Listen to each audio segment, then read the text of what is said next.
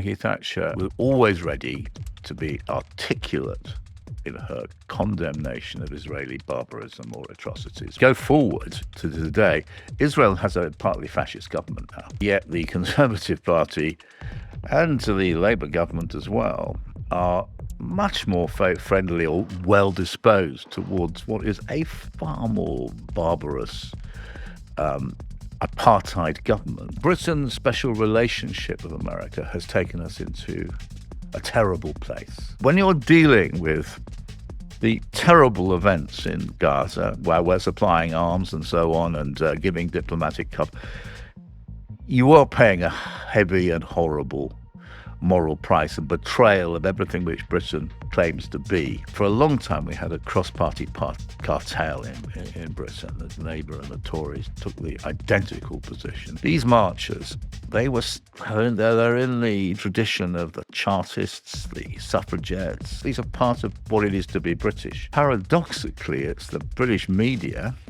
and the government, which the British media has been supporting in all of this, who are standing for the destruction of the international moral order for barbarism. Peter Oborne, welcome to PoliticsJOE.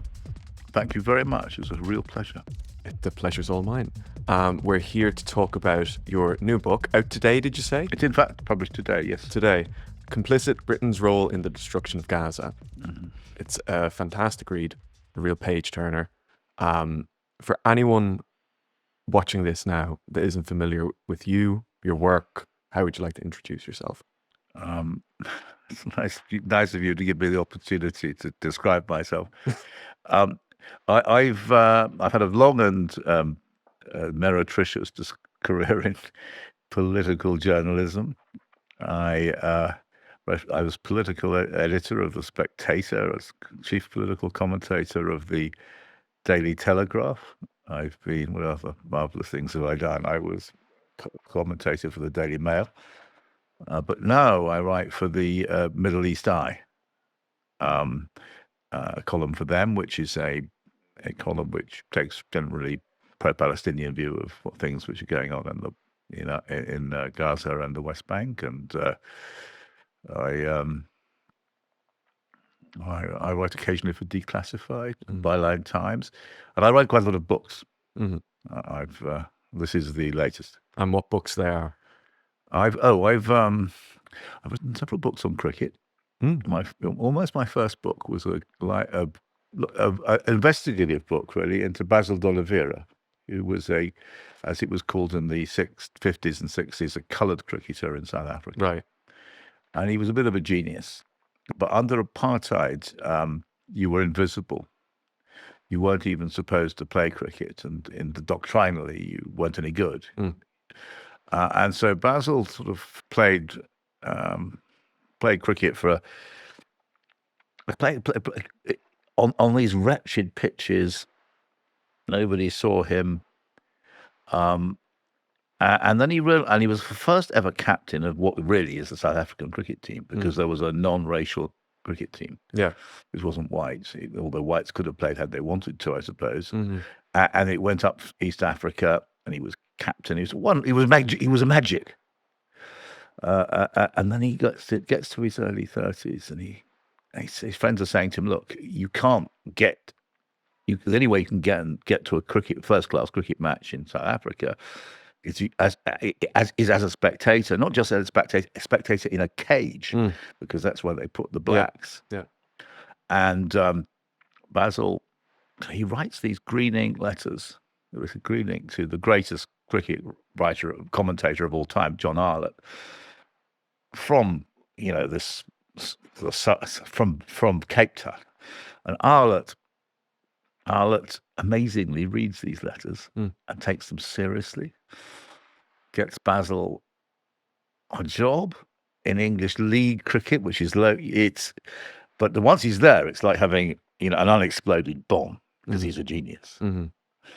Even though he's getting on a bit, and he goes up the ladder. He gets chosen for England, and then lo and behold, it was the forthcoming England tour of South Africa, and that clashes with all the doctrines of racism.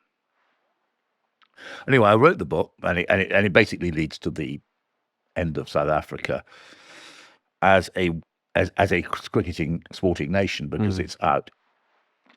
Funnily enough, it's quite the themes. Some of the themes here are similar because it's the complicity which I revealed. I got into the archives of the Foreign Office and the South African archives, and I spoke to people. I revealed the complicity between the British political sporting establishment and the South African Prime Minister, Foster. And at the heart of the book is these extraordinary treasure trove, really, of correspondence, which showed first of all, South Africa tried to bribe De Oliveira not to play. Yeah. When they failed that, they managed to nobble the British cricketing establishment with the aid of the British political establishment. Incredible. I know so there are serious themes in this book which are related to my book on Basil, who I took down. I went down to Cape. It was one of the most magical journeys of my life. I went down with Basil. I went down with him to Cape Town, very much at the end of his life, for the World Cup in 2003. And I basically was sort of minding him as well as, and the Mbeki, the South African president, launched the World Cup, and there were 40 people going out into the middle. 40 South African sports people in history. And leading it was Basil De Oliveira and Graham Pollock, who at the time was one of the greatest batsmen of all time, but his career was brought short by isolation. And I watched, I was in the stands, and I watched Basil walk out with Graham Pollock. And Graham Pollock did something so proper, and he stepped behind. He let Basil lead the way. And then I lost Basil, but I spent about half the evening hunting him down. He was a little frail, we were worried about. Of course. And eventually I found Basil De Oliveira and Graham Pollock, these two great cricketers, great sports people, great human beings. They were, I tracked them down to a little bar in the middle of Cape Town somewhere, and they were drinking and talking. And I had the amazing privilege of joining them. And I said to Graham, look, you would have been one of the greatest cricketers, greatest sportsmen of all time. It was all cut away from you by the exclusion of South Africa. Yeah. I tell you what, that's probably going to be on my reading list next time. And anyway, but it was Graham Pollock's answer. He said, look, it was painful at the time, but looking back on it, it was completely right. And that was, I thought he was on the wrong side of everything, but he acknowledges now very, very gracefully. There's something in that there, yeah. It's also, as you say, completely apt with the book that we're talking about today. I wonder if I might start with a quote from the book, where you say, Britain, in short, has enabled Israel's criminal repression over decades while sabotaging each and every Palestinian attempt to resolve the conflict. In this way, we are not just complicit in the destruction of Gaza over the last 2 years, we also helped pave the way for the horrors of October 7th itself. What did you mean when you wrote that? One of the myths very successfully created by the supporters of Israel and those who apologize for it is that the Palestinians never miss an opportunity to miss an opportunity. There is this idea that they've been offered constant peace deals and solutions, which they've never taken. And one of the chapters in the book, I go through the prehistory of October the 7th, showing that actually the opposite is the case. Again and again, the Palestinians have wanted to do deals, and they've been cut away from them. Israel doesn't really want to have a Palestinian state next door, and it's been an article, basically an article of policy. But because Israel, the supporters of Israel are so strong in the mainstream media, these deals, Camp David's one of them, been come up lately. It's presented a bit as Israel's turned its back on them. Sorry, the Palestinians turned its back on them, which is not right. And there have been a lot of opportunities for peace, for a deal, for a two-state solution, including big messages being sent out by Hamas after 2006, after the Israeli withdrawal, and they've never got anywhere. And they should have done. And had we had it, but there were tremendous opportunities for resolutions, and they were largely killed by Israel. And where does Britain's complicity in those peace deals Yes. falling down? Well, Britain has gone along with this narrative that there's no that the injured party in all of this is Israel. And I go through the British reactions to Cast-led, the brutal attack, Israeli attack in Israel on the brutal Israeli attack on Gaza in 2008, in Protective Action 2014. I showed the kind of amazing, horrible disparity in civilian casualties, and I show again and again the British state will blame Hamas, and it will not and basically give a free pass. It will never condemn Israel's atrocities. In that, you identify in the book that it seems to be a relatively recent aspect of Israeli-British relations, that there is this pinning of Britain to anything that Israel says about the matter. You mentioned Queen Elizabeth II, you mentioned Margaret Thatcher.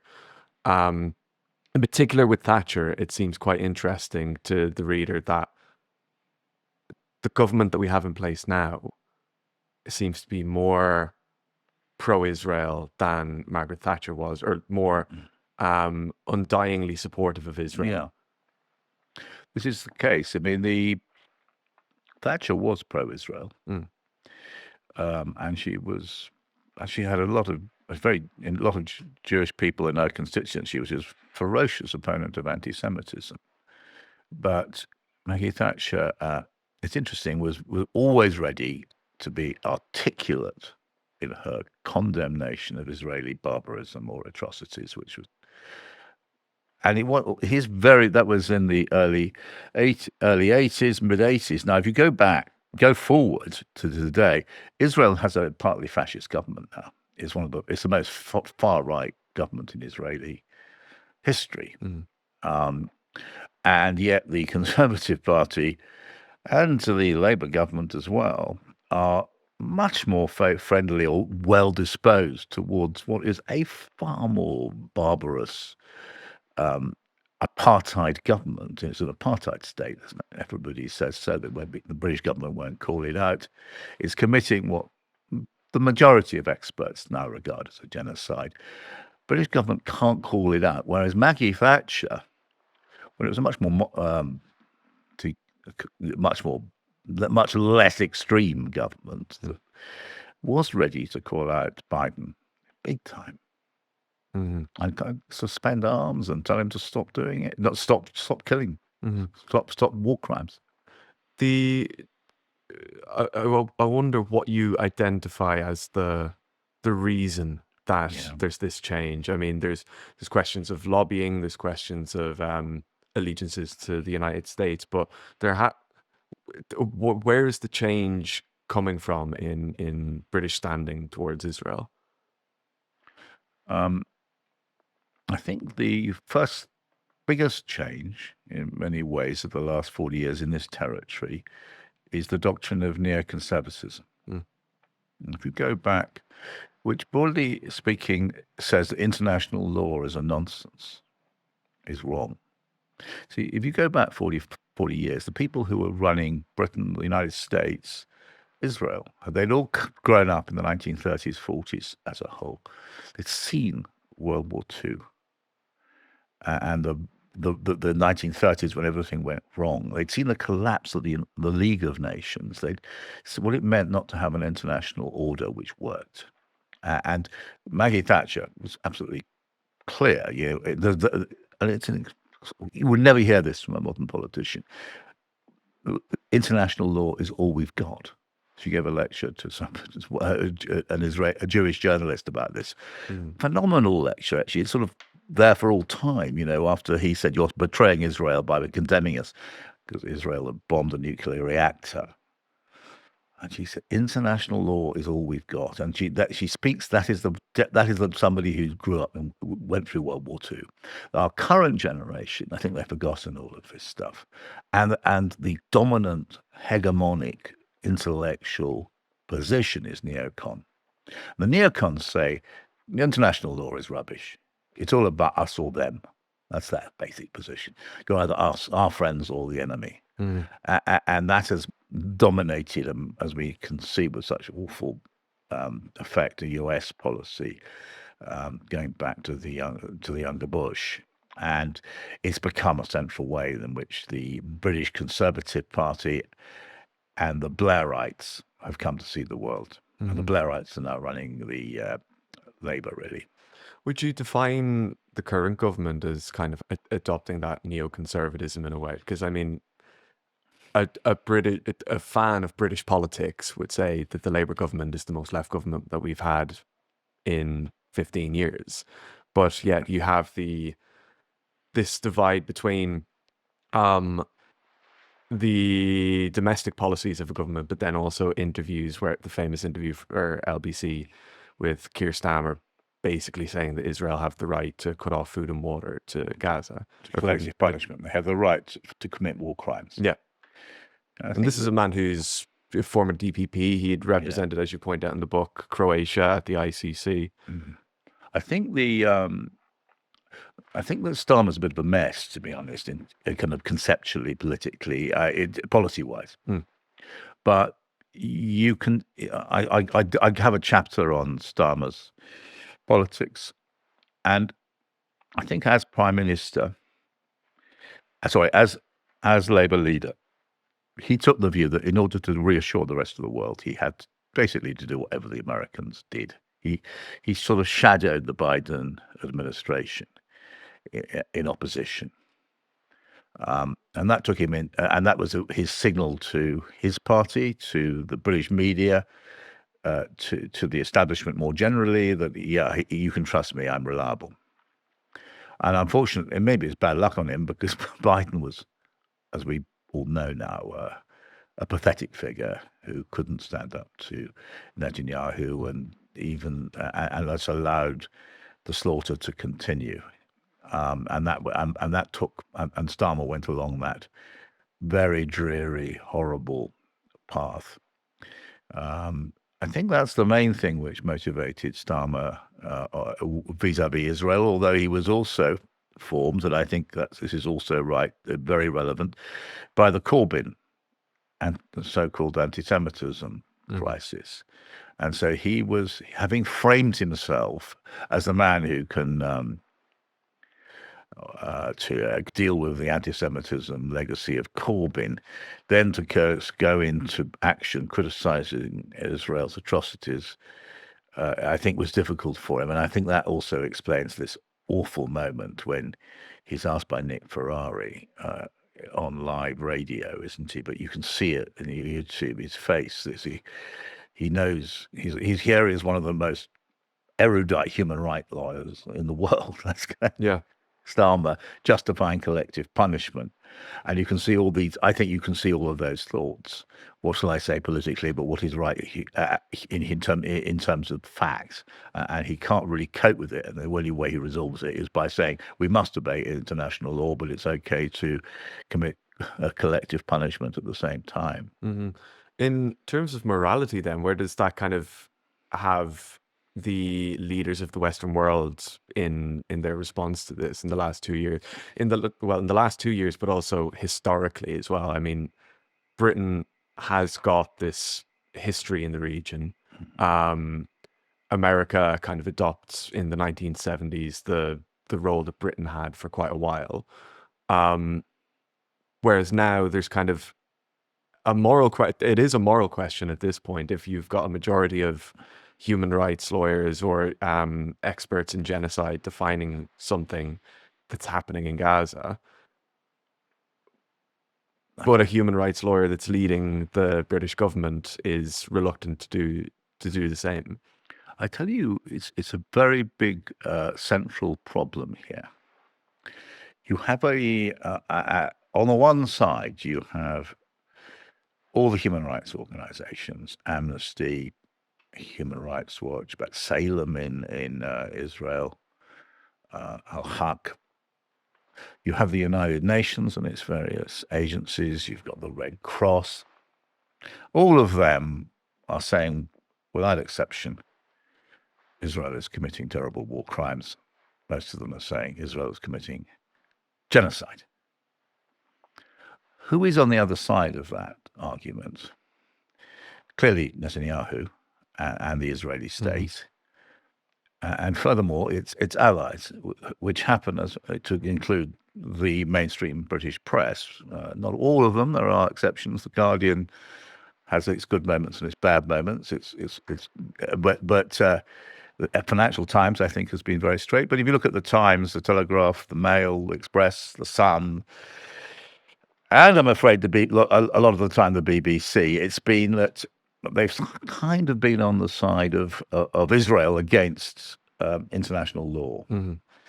And that has, and because America is a rogue state and has been, of course, for a very long time, but under Trump, of course, it's now become a mad rogue state as well. But America has chosen to, has always taken itself out of the international system, the international institutional arrangements which have governed the West, apart from the UN, which it hates. But the International Criminal Court, it won't join, and so on.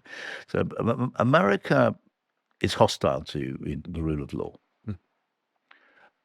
And Britain's special relationship with America has taken us into a terrible place. So we've sided, generally speaking, with America, or been afraid to offend it, and therefore Israel, against, we've never stood up. I mean, it's horrible, this. It's deeply shameful. It's one of the deep reasons we're complicit. More than 300 UN aid workers have been murdered by the Israelis. We haven't said a word of complaint. The America has sanctioned the ICC, which is set up by us and other Western states in order to pursue war criminals. Have we complained about that? The chief prosecutor of the ICC is Karim Khan. It has been sanctioned. He's British. There's no complaint from Britain. The really disgusting smear campaigns has been launched against Guterres, the Secretary General of the UN, anti-Semite, and the Pope, anti-Semitic, the late Pope, I should say. And no complaints. We swim along in these waters. There's a sort of, and you can see what it is. It's calculation that we need to stay in with the United States. It's on our long-term interest. And people make that point. But when you're dealing with the terrible events in Gaza, where we're supplying arms and so on, and giving diplomatic cover, you are paying a heavy and horrible moral price and betrayal of everything which Britain claims to be in order to support Israel in these circumstances. Another one that came to my mind there was just this week, I think it was Tuesday, Francesca Albanese was addressing the UN, but from South Africa, because she's not allowed to enter the United States because she's sanctioned by the United States. But an interesting metaphor of all of it, I think, is the case in front of the ICC at the moment is being spearheaded by South Africa. And you've also got the special rapporteur giving this speech about international complicity from South Africa. It's a very interesting tapestry of opposition to the way the international community is operating, it seems. Yes, and I think it's so significant that South Africa brought their original case, the genocide case, because if you both apartheid and the United Nations and the Palestinian issue all start more or less exactly at the end of World War II, and for a long time, Palestinian rights and the anti-apartheid cause were together in in sort of tandem. And then you get the momentous case before the International Court of Justice about South African apartheid in the mid-60s, which is one of the defining post-war cases, where ultimately the ICJ finds against the anti-apartheid, finds for South Africa. Mm-hmm. But then 50 years later, here is South Africa again, post-apartheid, coming back to make really what is the case for universal human rights. Not the human rights which the West wants, which is for a small group of largely white countries. Human rights for everybody, articulating the vision of Churchill and Roosevelt, actually, when they met off Newfoundland on a boat, in 1941, in the darkest moment of World War II. And that universalist vision has been smashed over recent years. Again, we look at the rise of the neocons. It's us or them. Mm-hmm. The Huntington thesis was another attack on the universal idea of human rights. It said, no, we're not talking about human rights. We're talking about clashes of civilizations, and it's and broadly speaking, with the clash between the Western civilization and Islamist barbarism is one of the dividing lines which Huntington developed. So that again frames right and wrong in a very different sort of way. And these deep themes lurk very much at the heart of this book. Mm-hmm. I'd like to move on to the media, the British media. First of all, has the British media been almost compromised by the war in Gaza? I don't know about compromised. It's I think found out. Let's say something. We're both journalists. I mean, the reason we become journalists, I think, is to tell the truth and to hold power to account. And if you look at, I set out in this book, I have basically 3 chapters on the media, and I show how it's failed to do that. That. I think an Israeli death is going to get, on average, 33 times more coverage than a Palestinian death. If you look at that famous headline, "The Deadliest Day for Israel," which went everywhere, 24 Israeli soldiers killed in January the 22nd, 2024. The same day, 200 Palestinians were killed.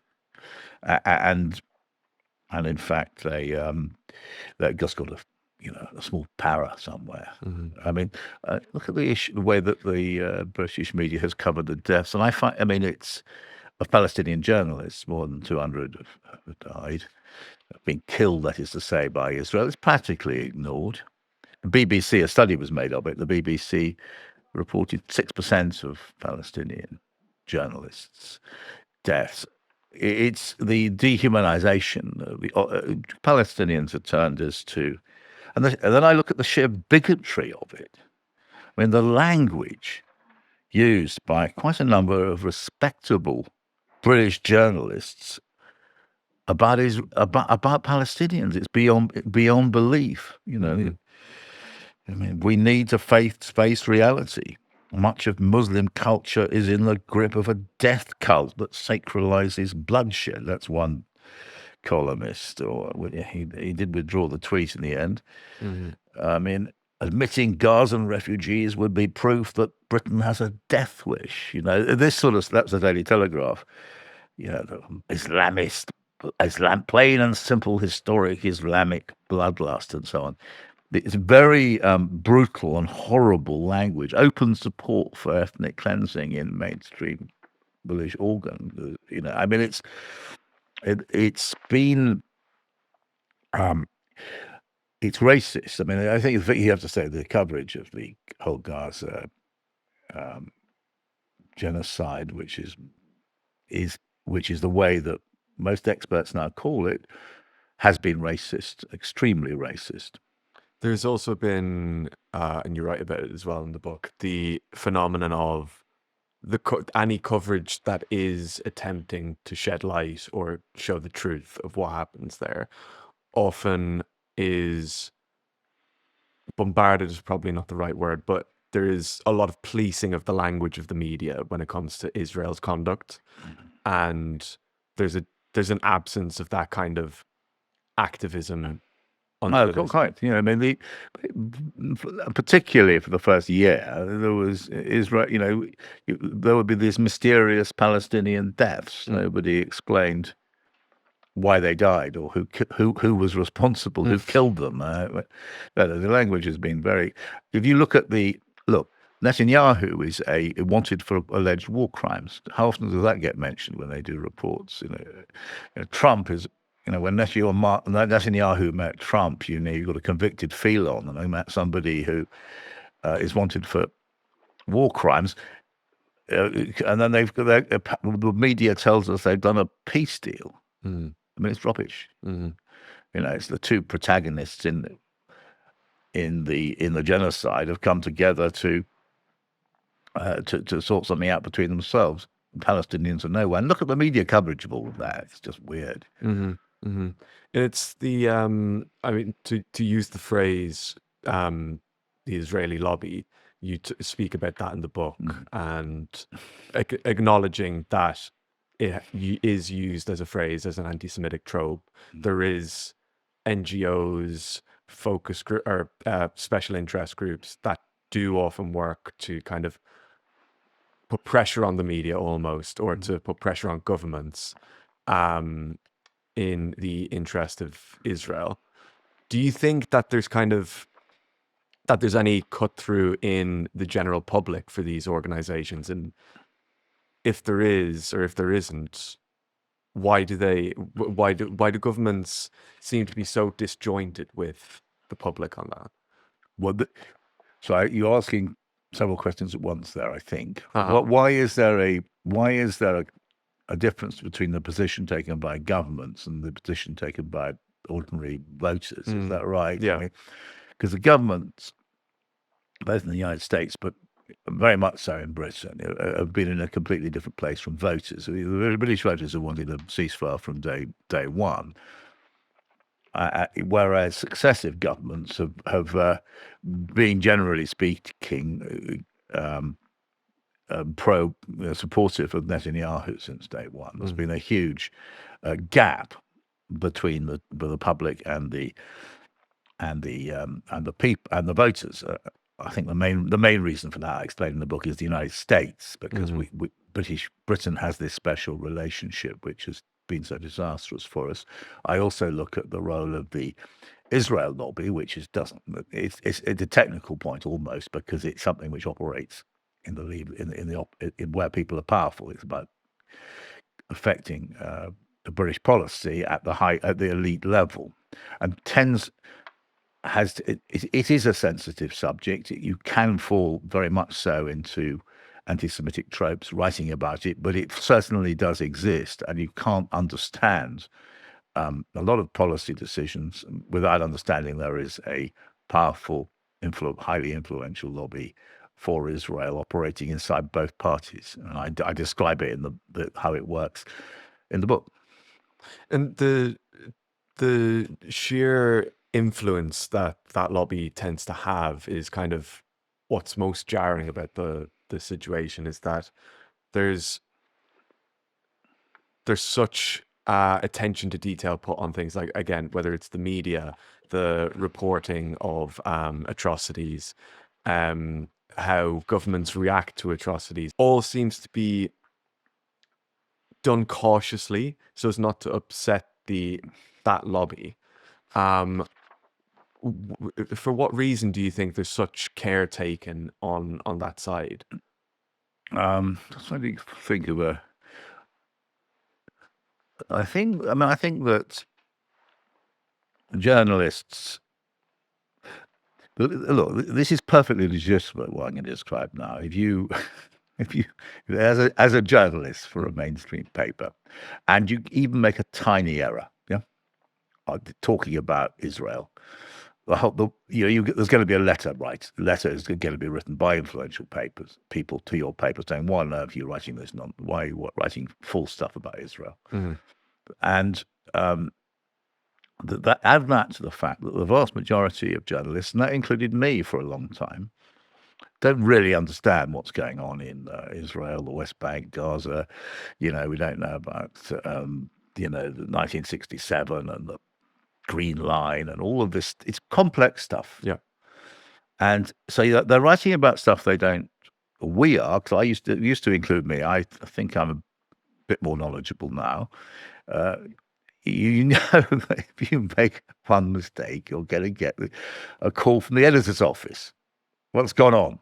I've had a complaint, and if you don't watch it, you're going to get a complaint to Ipso, and then you're going to get, and then there'll be a little paragraph somewhere, and now that's all perfectly legitimate. The one of the points is that the Palestinian voice gets obliterated in all of this. If you write something wrong about Palestinians, there's nobody who's going to kind of really come after you, and nobody cares if they do that because they're terrorists, aren't they? Or they're and I do a study of this, how this works. That there is an incredibly important Conservative Friends of Israel organisation in the Conservative Party. About 80% of Tory MPs they claim to exist. There is no such thing as a Conservative Friends of Palestine until a tiny little thing that started a few years ago. And so when government policy, I looked at this bill which was going to outlaw the Michael Gove, his economic activity of public bodies bill, which is to prevent people from boycotting occupied territory. But basically the boycott, divestment, and sanctions was going to be ruled out. You couldn't cut local councils or public bodies couldn't go down that route, which is, by the way, is a non-violent way of fighting oppression in the idea of the people who are behind it, as opposed to killing. It's got quite a lot to be said for BDS, I think. Now, this bill, I looked at the committee stage.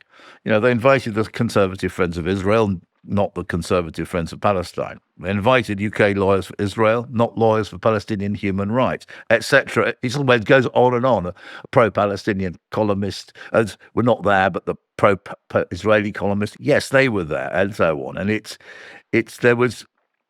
completely bent. And you look at the membership of the committee, and they all know the conservative, the lobby groups, but they don't know the Palestinian lobby groups, and that's a bent system. It's not. It should be fair. They should have heard both sides, but no, it's weighted against, heavily weighted. That's just one case study which I carry out. In someone who would push back on that argument might say that Britain's ally is Israel, and so Britain's interest would be to continue to support Israel and to represent the interests of Israel. Yeah, it's an interesting argument that we operate. We're part of a global system which operates which we benefit from, and therefore we should, for naked reasons of power, or be on the side of Israel, America, Germany, France, or something. Very colonial way of looking at things, isn't it? It's I also, you can call me old-fashioned, but I think right and wrong, it does matter.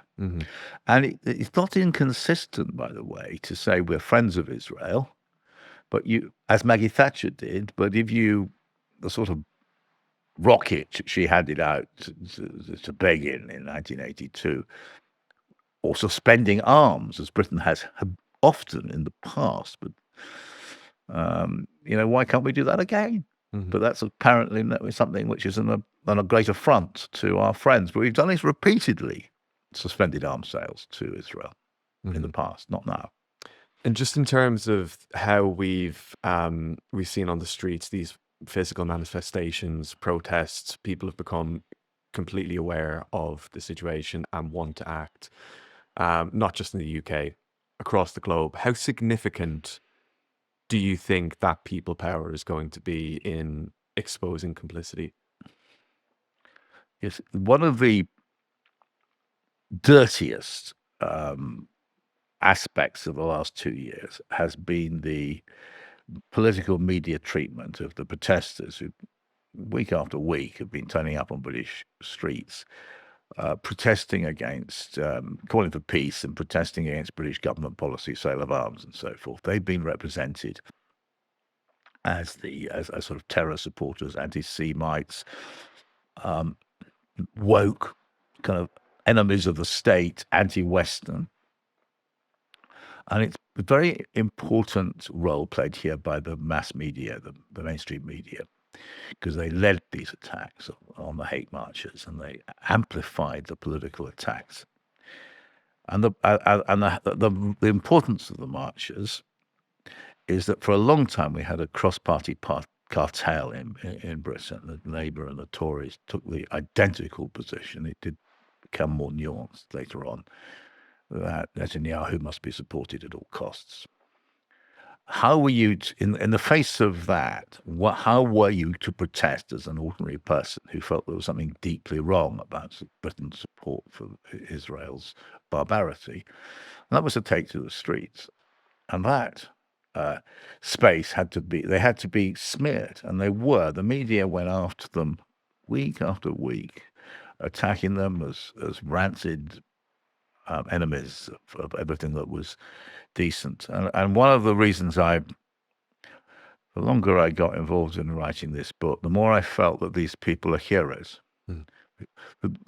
For me, as a journalist, the heroes of the book have to be the Palestinian journalists who gave their lives to tell the truth. But these marchers, they're in the tradition of the Chartists, the suffragettes, the Stop the War people, ban the bomb, the Jarrow March. These are part of what it is to be British.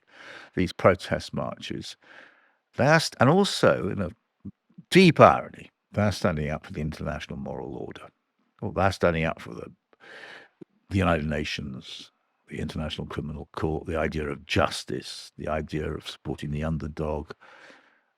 And it's paradoxically, it's the British media and the government, which the British media has been supporting in all of this, who are standing for the destruction of the international moral order, for barbarism.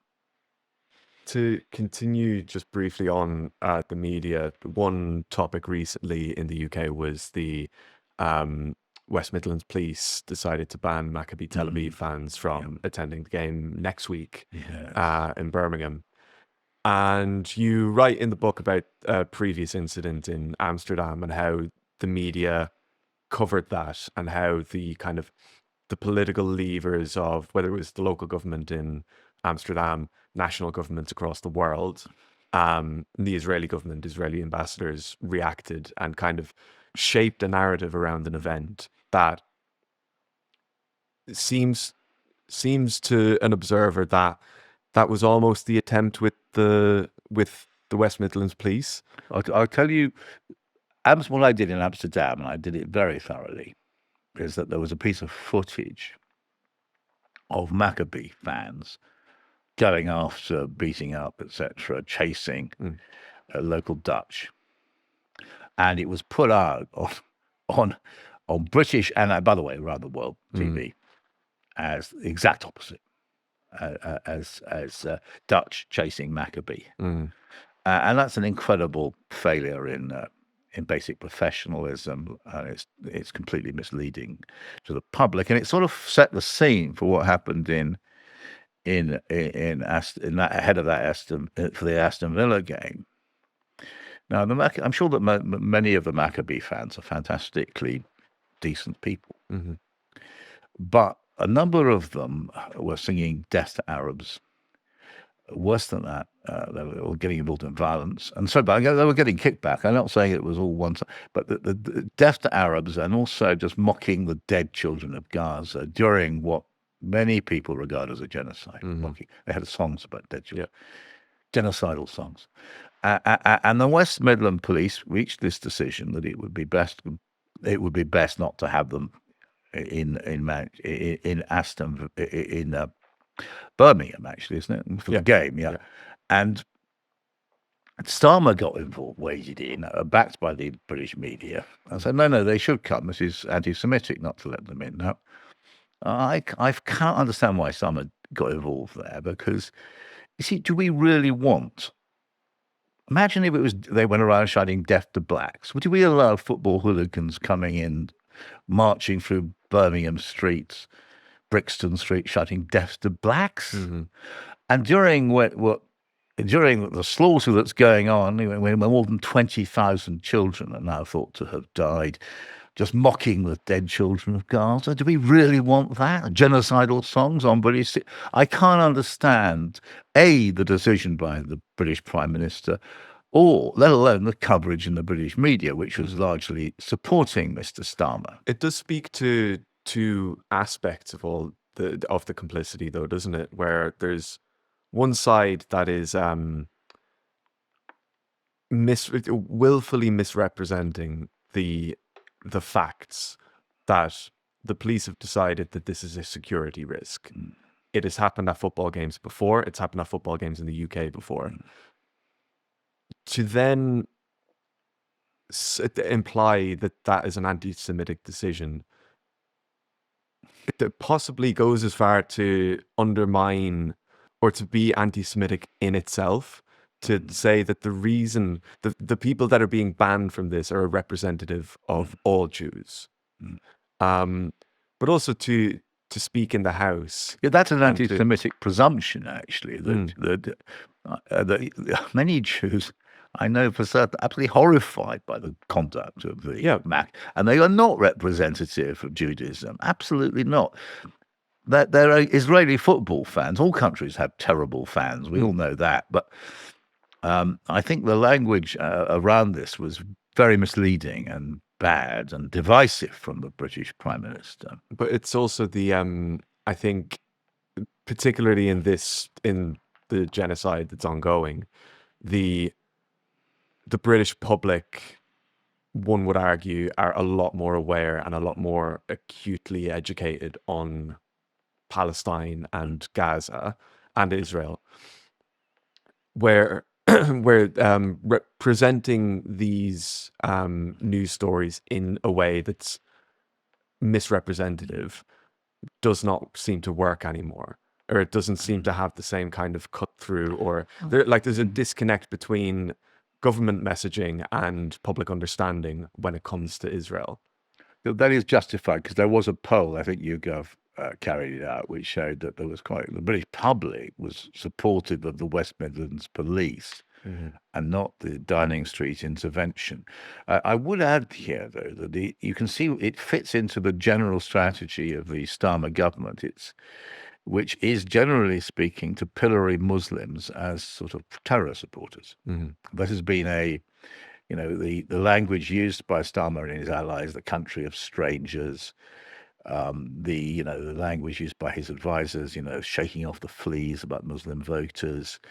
And there is a deep Islamophobia, and it's part of, I think, the Downing Street electoral strategy, commandeered, as far as I can tell, by Morgan McSweeney from Cork, I believe. That's right. Yes, and which I think is quite shocking. To intervene in communalism of this kind in such a divisive way, and China is and targeting that MP Ayub Khan, who an independent Muslim MP, and you saw a lot of the media rhetoric which came off it, which was straightforwardly racist. Just in wrapping up, do you think that in all, whether it's international complicity, whether it's domestic complicity, the actions of the media, the actions of the state, the language of politicians, do you think that any British politician will face any repercussions in an international court for their conduct during the genocide? I think they will. Yes,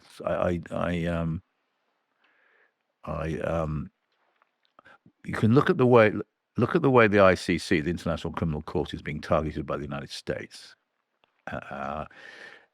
It may be that you can actually knock it out of business. because they're going to sanction it. How's he going to pay its bills? But I think somewhere it's going to happen. South Africa, we are seeing a mood which I think is not properly understood. It is understood in Ireland. Spain is starting to understand it.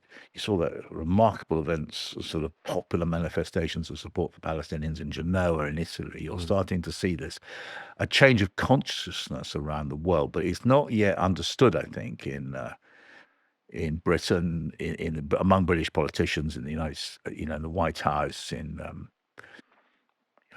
Germany and so on. But they don't understand. But there is a feeling across the world, to use a bit of a cliche phrase, the global South. There is a major feeling that justice is not being carried out by the West. The West is supporting something terrible. I do think it's possible, or even likely now, that the International Criminal Court will be disabled effectively as punishment for issuing arrest warrants for Netanyahu and Gallant, his defense minister. But that does not mean that there's going to be no consequences.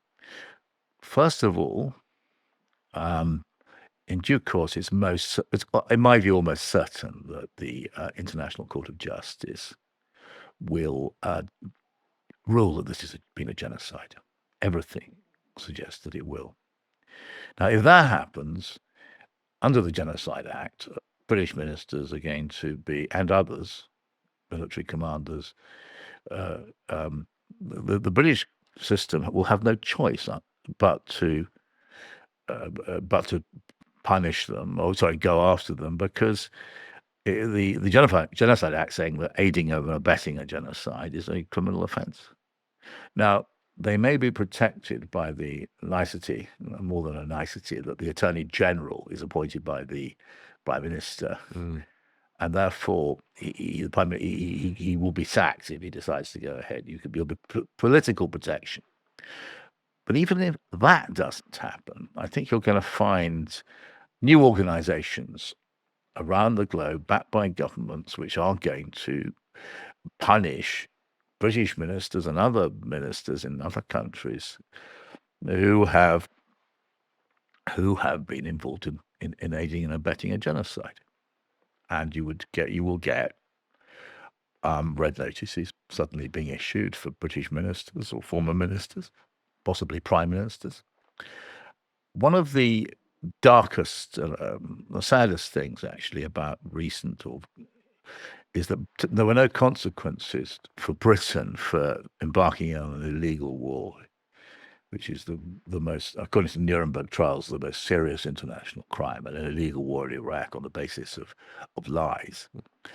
And I think it's a pity that there were no consequences for not just for Tony Blair, but also his senior officials around him. And I think that I doubt that the current generation of leaders will be so fortunate as Mr. Blair. Peter Oborne, thank you very much for joining me. Thank you.